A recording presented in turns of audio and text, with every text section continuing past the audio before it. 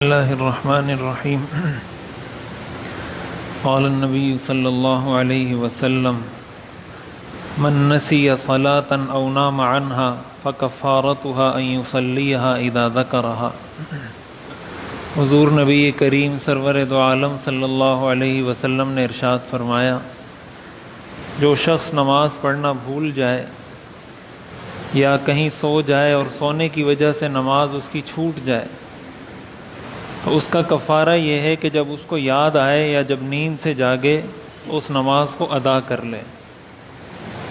صحیح مسلم کی روایت ہے اور اسی مفہوم کی یہی روایت صحیح بخاری میں بھی موجود ہے۔ حضرت انس رضی اللہ تعالیٰ عنہ اس حدیث شریف کے راوی ہیں۔ اس حدیث شریف سے یہ بات معلوم ہوتی ہے کہ اگر فرض نماز کسی کی چھوٹ جاتی ہے تو اس پر بعد میں اس فرض نماز کو پڑھنا لازم ہے۔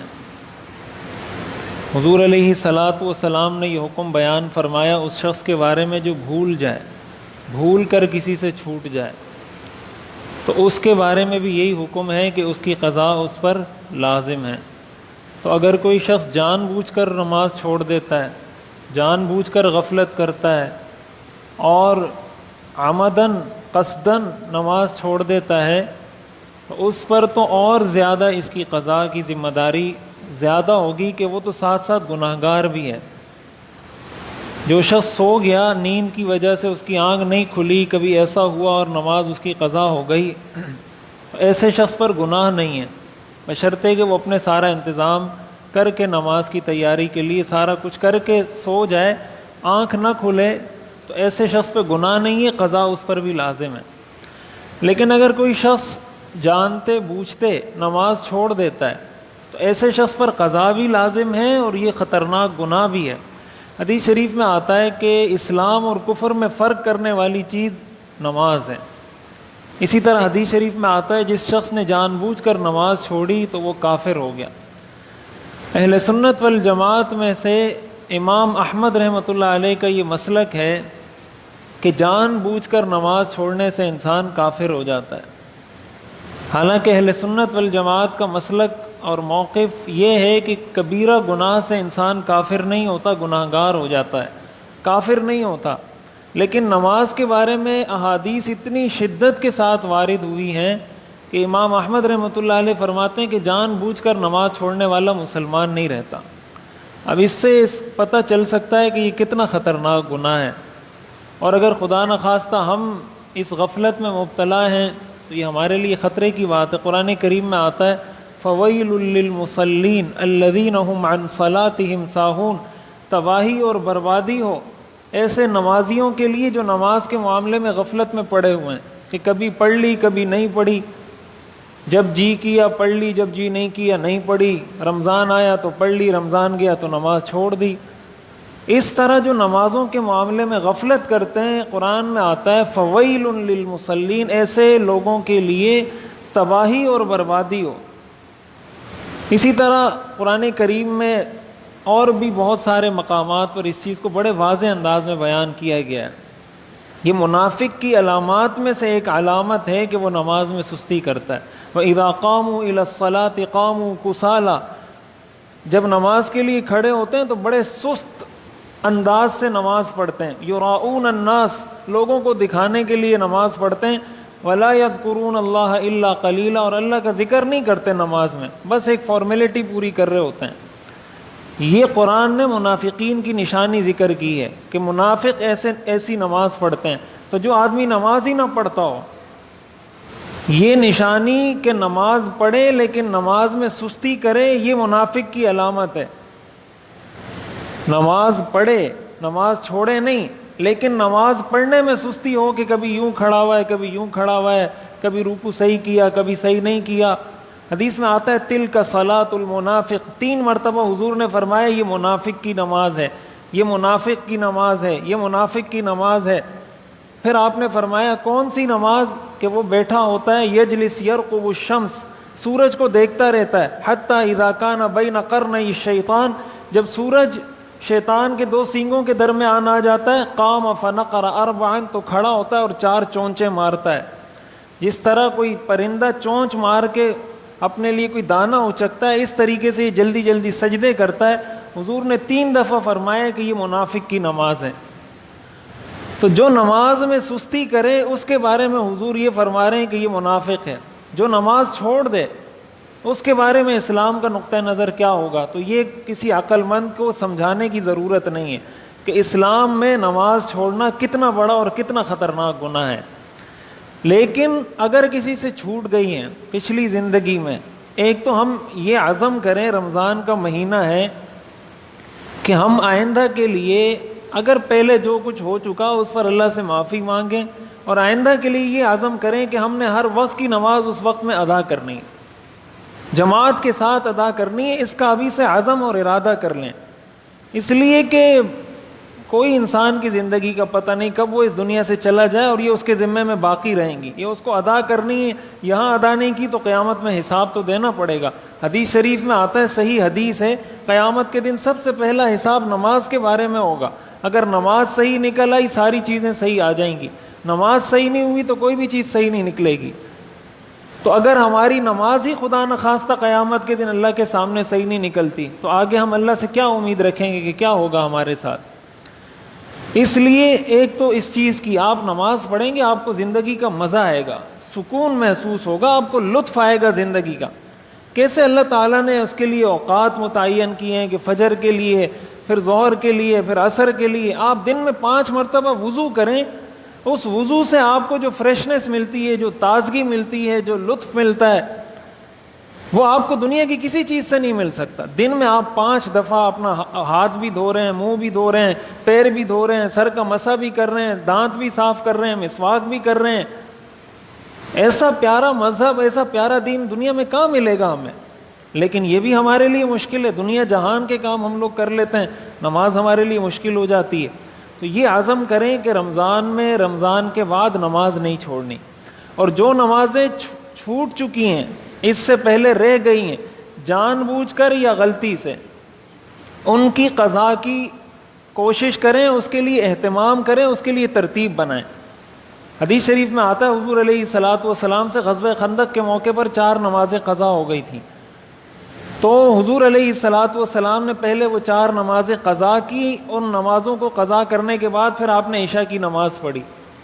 اسی طرح حدیث میں آتا ہے ایک مرتبہ فجر کی نماز آپ سے قضا ہو گئی، آپ کی آنکھ لگ گئی، جب آپ کی آنکھ کھلی تو آپ نے فجر کی نماز قضا ادا کی، قضا پڑھی۔ تو اس کے لیے ترتیب بنائیں۔ ترتیب بنانے کا مطلب یہ ہے کہ ہم ایک حساب لگائیں، اندازہ لگائیں کہ اب تک میری مثلاً 30 سال، 35 سال، 40 سال عمر ہے، میں نے کتنے سال نمازوں کا اہتمام کیا ہے، کتنے سال نہیں کیا، یا کون سی نمازیں مجھ سے زیادہ چھوٹی ہیں، کون سی نمازیں مجھ سے کم چھوٹی ہیں۔ اگر فجر زیادہ چھوٹی ہے تو اس کا حساب لگائیں کہ اتنے سال ہیں، اتنے سالوں میں اتنے دن بنتے ہیں، اتنے دنوں میں نے اتنے دن فجر کی نماز پڑھی ہوگی، اتنے دن نہیں پڑھی ہوگی۔ اپنے پاس نوٹ کریں، لکھیں، ایک صفحہ آپ اس پہ تھوڑا سا خرچ کر دیں، آپ کا سارا حساب کتاب کلیئر ہو جائے گا۔ فجر کی نماز کا لکھ دیں، ظہر کی نماز کا لکھ دیں، عصر کا لکھ دیں، مغرب کا، عشاء کا اور وتر کا۔ ان 6 نمازوں کا قضا کرنا ضروری ہے۔ پھر اس کے بعد ادائیگی کی ترتیب یہ بنائیں کہ ظہر کی نماز پڑھی تو اس کے بعد 4 رکعت ایک قضا نماز پڑھ لیں، عصر کی نماز پڑھی تو عصر کے بعد ایک قضا نماز پڑھ لیں، عصر کے بعد قضا نماز پڑھ سکتے ہیں۔ جو نوافل ہیں عصر کے بعد وہ نہیں پڑھی جا سکتی، قضا نماز عصر کے بعد بھی پڑھی جا سکتی ہے، فجر کے بعد بھی پڑھی جا سکتی ہے۔ اور یہ جو 3 اوقات ہیں نا، طلوع شمس، غروب اور زوال، سورج کے طلوع ہونے کا وقت، غروب ہونے کا وقت اور زوال کا وقت، ان 3 اوقات میں نہ قضا پڑھی جا سکتی ہے نہ نفل پڑھی جا سکتی۔ فجر کے بعد اور عصر کے بعد قضا نماز پڑھی جا سکتی ہے، لہٰذا فجر کے بعد فجر کی قضا کر لیں پرانی، ظہر کے بعد ظہر کی کر لیں، عصر کے بعد عصر کی کر لیں، مغرب کے بعد مغرب کی کر لیں، عشاء کے بعد عشاء اور وتر کی کر لیں۔ روز اگر یہ معمول بنا لیں کہ بھائی روز میں نے 1 دن کی قضا نمازیں پڑھنی ہیں، اور اس کی نیت کا طریقہ یہ ہے کہ مثال کے طور پر فجر کی نمازیں پڑھ رہے ہیں اور کسی کو یاد نہیں ہے کہ کتنی ہے، اس کی نیت کا طریقہ یہ کہ انسان یہ نیت کرے کہ میرے ذمے میں فجر کی جتنی نمازیں ہیں ان میں سے پہلی نماز کی قضا کر رہا ہوں۔ اب وہ پڑھ لی، اس کے بعد جب دوبارہ فجر کی قضا نماز پڑھے گا دوبارہ یہی نیت کرے گا کہ میرے ذمے فجر کی جتنی نمازیں ہیں ان میں سے پہلی نماز پڑھ رہا ہوں، اس لیے کہ جو پڑھ لی وہ تو ذمے سے نکل گئی۔ پھر تیسرے دن دوبارہ جب فجر کی کوئی قضا نماز پڑھے گا تو پھر یہ نیت کرے گا کہ میرے ذمے فجر کی جتنی قضا نمازیں ہیں ان میں سے پہلی قضا نماز پڑھ رہا ہوں۔ اسی طرح ظہر کی نماز ہے، اسی طرح عصر، مغرب، عشاء، تو ان ساری نمازوں کی قضا کرنا لازم ہے۔ یہاں ایک بات یہ بھی سمجھنی چاہیے، ہمارے ہاں یہ جو رمضان کا آخری جمعہ ہوتا ہے، جمعۃ الوداع جس کو کہا جاتا ہے، لوگوں نے ایک روایت مشہور کی ہوئی ہے اور بڑا آسان بنا دیا ہے معاملے کو کہ 4 رکعت نماز قضائے عمری یہ پڑھیں، سورہ فاتحہ پڑھیں اور سورہ فاتحہ کے بعد 15 مرتبہ آیت الکرسی پڑھیں اور یہ پڑھیں 700 سال کی قضا نمازیں معاف ہو جائیں گی۔ یہ ہمارے لوگوں نے وہی کام شروع کیا ہوا ہے جو یہودیوں نے اپنے دین کے ساتھ کیا اور عیسائیوں نے اپنے دین کے ساتھ کیا۔ یہ حدیث سرے سے ہے ہی نہیں، اس کا وجود ہی نہیں، من گھڑت جھوٹی حدیث بنائی ہوئی ہے لوگوں نے، کوئی سر و پا نہیں ہے اس حدیث کا، اور منسوب کرتے ہیں، ڈر بھی نہیں لگتا لوگوں کو، حضور کی طرف منسوب کرتے ہیں۔ اب یہ کتنی خطرناک بات ہے، ایک تو آپ حضور کی طرف ایسی بات منسوب کر رہے ہیں جو حضور نے کہی نہیں، اور دوسری بات کہ آپ، یہ تو بڑا آسان معاملہ ہے، سارا سال میں نماز نہیں پڑھوں گا، ایک رمضان ملے گا اور رمضان کے آخری جمعے میں 4 نمازیں پڑھوں گا، جان چھوٹ جائے گی، یہ تو معاملہ ہی حل ہو گیا۔ یہ قرآن میں ایسے ہی خواہ مخواہ لکھا ہوا ہے، اقیموا الصلاۃ اقیموا الصلاۃ اقیموا الصلاۃ، سارا قرآن اللہ نے اس سے بھر دیا ہے، اس کی ضرورت کیا تھی پھر؟ اور بعض لوگ ایک نیا شوشہ کھڑا کر کے شروع ہو جاتے ہیں کہ نہیں قضا نمازیں پڑھنے کی ضرورت نہیں ہے، جو رہ گئی ہیں بس توبہ کر لیں اللہ معاف کر دے گا۔ معاف کرنے، توبہ کرنے سے اس کا گناہ تو معاف ہو سکتا ہے، وہ نماز معاف نہیں ہو سکتی۔ توبہ کریں گے اللہ تعالیٰ یہ معاف کر دے گا کہ چلو قضا کی تھی اس کی وجہ سے جو گناہ ہوا تھا یہ معاف کر دو، لیکن نماز معاف نہیں ہوگی۔ اس کی مثال ایسے، آپ کسی سے پیسے لیتے ہیں قرض، اور قرض لینے کے بعد آپ اس کو کہتے ہیں میں آپ کو اگلے سال 9 رمضان کو دے دوں گا، 10 رمضان کو دے دوں گا، اگلے سال 10 رمضان آتا ہے آپ اس کو نہیں دیتے، 2 سال اور گزر جاتے ہیں، تو اب آپ یہ کہیں گے کہ اس کا وقت تو 9 رمضان تھا، 9 رمضان گزر گیا لہٰذا اب اس پر کوئی قضا نہیں ہے، بس اب پیسے معاف ہو گئے۔ کیا وہ بندہ پیسے چھوڑ دے گا اس کو کہ وہ تو وقت تھا، اس وقت کی بات تھی کہ 9 رمضان کو پیسے دیں گے، 9 رمضان کو نہیں دیے تو پیسے معاف ہو گئے؟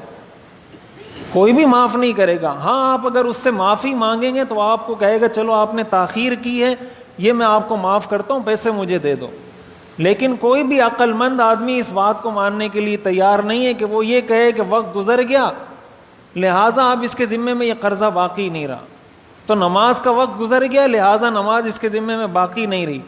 امام احمد رحمۃ اللہ علیہ کا یہ مسلک ہے، لیکن یہاں اچھی طریقے سے یہ بات سمجھنی چاہیے، امام احمد کا یہ مسلک اس لیے ہے کہ امام احمد یہ فرماتے ہیں کہ جس شخص نے جان بوجھ کے نماز چھوڑی وہ کافر ہو جاتا ہے، اور کافر جب ہو جائے، کفر کی حالت میں جو نمازیں چھوٹیں تو اس پر کوئی قضا نہیں ہوتی۔ انسان جب مسلمان ہوتا ہے جتنی نمازیں کفر کی حالت میں نماز فرض ہی نہیں تھی تو قضا کہاں سے کرے گا؟ تو امام احمد کا جو یہ فتویٰ ذکر کیا جاتا ہے، امام احمد کا یہ فتویٰ اس لیے ہے کہ ان کے نزدیک نماز چھوڑنے والا کافر ہو جاتا ہے۔ پھر اگر امام احمد کے فتوے کو ماننا ہے نا تو پھر ساتھ اس چیز کو بھی مانو، پھر ساتھ کفر کا فتویٰ بھی لگائیں کہ یہ کافر ہو گیا ہے، اور اس کے بعد کہیں کہ اس کو نمازیں معاف ہیں۔ ایسا نہیں ہے کہ امام احمد کی ایک بات لے لی دوسری بات چھوڑ دی، کہ امام احمد کا بھی تو یہ فتویٰ رہا ہے، ان کا بھی تو یہ قول، ان کا یہ قول اس لیے رہا ہے کہ وہ ایسے شخص کو کافر سمجھتے ہیں اور وہ کہتے ہیں کفر کی حالت میں جو نمازیں رہ جائیں اس کی قضا نہیں ہوتی لہٰذا اس کی قضا نہیں ہے۔ باقی اہل سنت والجماعت میں سے کسی کا بھی یہ مسلک نہیں ہے۔ اچھے طریقے سے اس چیز کو سمجھنا چاہیے، اس لیے ایک تو اس کا اہتمام کریں ہر نماز کے ساتھ۔ میں اکثر یہ بات کہتا رہتا ہوں، نوافل کم پڑھیں، نوافل کم پڑھیں، تہجد کے لیے اٹھیں اس وقت بھی قضا نماز پڑھیں، اشراق کے وقت کھڑے ہوں اس وقت بھی قضا نماز پڑھیں، اوابین کے لیے کھڑے ہوں اس وقت بھی قضا نماز پڑھیں۔ جب نفل کا ارادہ ہو پڑھنے کا، نوافل کم پڑھیں، قضا نمازیں زیادہ پڑھیں۔ جب یقین ہو جائے کہ اب میرے ذمے میں کوئی قضا نماز باقی نہیں رہی ہے پھر نوافل پڑھیں، اس لیے کہ نوافل پڑھنا ضروری نہیں ہے، قضا نماز پڑھنا ضروری ہے، قضا نمازیں پہلے ادا کریں۔ اسی طرح قضا روزے ہیں کسی کے ذمے میں تو روزے کی قضا کرنا بھی لازم ہے. کسی سے روزے چھوٹ گئے وہ بھی اس کو ادا کرنے پڑیں گے, اس کے قضا روزے رکھنے پڑیں گے. اگر کسی عذر کی وجہ سے چھوڑا ہے تو قضا کرے گا, اور اگر رکھنے کے بعد توڑ دیا ہے جان بوجھ کر بغیر عذر کے تو کفارہ بھی دینا پڑے گا. ہر روزے کا الگ الگ کفارہ دینا پڑے گا. تو روزے کا بھی قضا ہے. زکوٰۃ اگر کسی نے پچھلے سالوں کی ادا نہیں کی, مثلا 10 سال سے اس پر زکوٰۃ فرض ہے, اس کو آج پتہ چلا کہ میں تو 10 سال سے صاحب نصاب ہوں, پچھلے 10 سالوں کی زکوٰۃ دینا اس پر فرض ہے. یہ نہیں کہ بس پچھلا سال گزر گیا تو زکوٰۃ اب نہیں ہے اس پر. پچھلے سال کے روزے رہ گئے, روزے رکھنا فرض ہے. زکوٰۃ رہ گئی ہے, زکوٰۃ دینا فرض ہے. نمازیں رہ گئی ہیں, نمازیں ادا کرنا فرض ہے. صدقہ فطر پچھلے سالوں کا نہیں دیا, سارے سالوں کا صدقہ فطر دینا واجب ہے. پچھلے سالوں کی قربانی نہیں کی, قربانی واجب تھی, اس قربانی کی قیمت صدقہ کرنا اس پر واجب ہے. جتنی چیزیں ذمے میں فرض اور واجب ہیں ان کی قضا کرنا بعد میں لازم ہے. یہ بات اچھے طریقے سے یاد رکھیں. سوائے عورتوں کے, عورتوں کو شریعت نے چھوٹ دی ہے کہ ان کی جو ماہواری کے حیض کے دن ہوتے ہیں ان میں ان سے جو نمازیں رہ جاتی ہیں ان کی قضا ان پر لازم نہیں. حدیث میں حضور علیہ الصلوۃ والسلام نے صراحت سے اس کو ذکر کیا ہے. جو روزے قضا ہوں گے, ان قضا روزوں کی قضا لازم ہے عورتوں پر. جو نمازیں اس دوران قضا ہو جائیں ان نمازوں کی قضا لازم نہیں. اور اس کی وجہ یہ کہ حدیث میں حضور علیہ الصلوۃ والسلام نے بڑی صراحت کے ساتھ بیان فرما دیا کہ عورتیں اس نمازوں کی قضا نہیں کریں گی, روزوں کی قضا کریں گی. تو اس لیے یہ میری بہت گزارش ہے, نوجوانوں سے بھی بڑوں سے بھی سب سے گزارش ہے کہ تھوڑی دیر اس کام کے لیے نکالیں. 10 منٹ نکالیں, 20 منٹ نکالیں, اپنے سامنے ایک پین لیں, ایک ڈائری رکھیں, اس میں نوٹ کریں میں کب بالغ ہوا ہوں, کس عمر میں بالغ ہوا ہوں, اس کے بعد میں نے کتنی نمازیں پڑھی ہیں, کتنی نہیں پڑھی, کتنے روزے رکھے ہیں, کتنے روزے نہیں رکھے, اگر زکوٰۃ فرض تھی کتنی دی ہے, کتنی نہیں دی. آپ ایک ایک چیز نوٹ کریں. آپ شروع کریں گے خود ادا ہونا شروع ہو جائیں گی. آپ کو یہ نہیں کہا جا رہا کہ آپ 10 سال کی نمازیں ایک دن میں پڑھیں. 10 سال کی نمازیں 10 سال میں تو پڑھ سکتے ہیں نا. 20 سال کی نمازیں 20 سال میں تو پڑھ سکتے ہیں. انسان آغاز تو کر سکتا ہے, شروع تو کر سکتا ہے. اس حالت میں اگر موت بھی آ جائے اللہ کو یہ تو کہہ سکتا ہے یا اللہ میں نے تو شروع کر دی تھی, وہ موت آ گئی تو پوری نہیں ہوئی, لیکن شروع تو کر سکتا ہے. شروع تو کر دے کم از کم کہ بھائی میں قضا نمازیں پڑھوں گا. اس لیے اس چیز کا بہت اہتمام کرنا چاہیے. پہلے فرائض ہیں, پہلے واجبات ہیں, اس کے بعد نوافل اور مستحبات ہیں. پہلے کوشش کریں فرائض مکمل ہو, اس کے بعد نوافل کی طرف آئیں. اللہ تعالی ہمیں سمجھنے اور عمل کرنے کی توفیق عطا فرمائے.